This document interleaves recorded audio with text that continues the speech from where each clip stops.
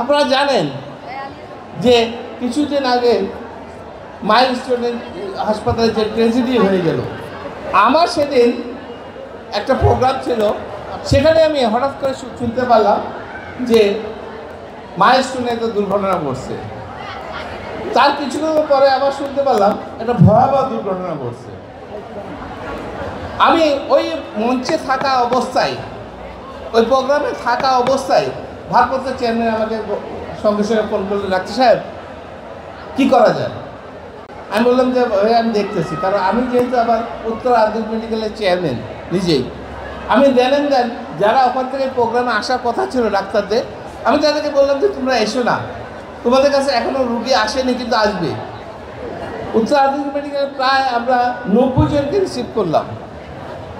এই 90 জনকে আমরা আমার নির্দেশ দিয়ে দিয়েছিলাম আমরা জিয়া রহমান ফাউন্ডেশন পক্ষ থেকে, যে এদের যা লাগবে স্যালাইন থেকে ওষুধ থেকে যা প্রয়োজন হবে আমাদের ভারপ্রাপ্ত চেয়ারম্যান নির্দেশ দিয়েছেন তাদেরকে ফ্রি দেওয়ার জন্য। আমি যেহেতু আমি আবার ওইটা হাসপাতাল চেয়ারম্যান, আমি ফার্মেসিকেও বলে দিছি যে আপনি সব ওষুধ দেন, শুধু হিসাব রাখেন কত খরচ হচ্ছে, আমরা টাকা দেব। জিয়া রহমান ফাউন্ডেশন 1999 সালে প্রতিষ্ঠিত হয়।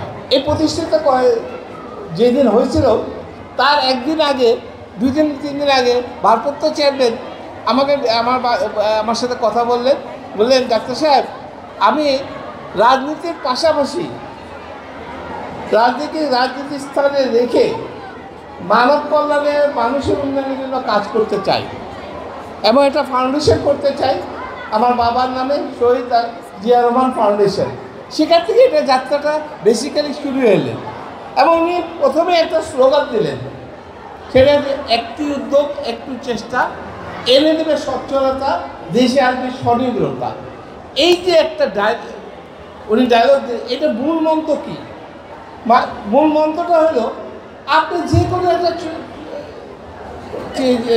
চিন্তা করেন, যে কোনো একটা উদ্যোগ জ্ঞান, সেই উদ্যোগটা বড় হতে পারে এমন কোনো কথা নাই, ছোটোখাটো উদ্যোগ নাই, দেখবেন সেটা আস্তে আস্তে একসময় বড় হয়ে যাবে।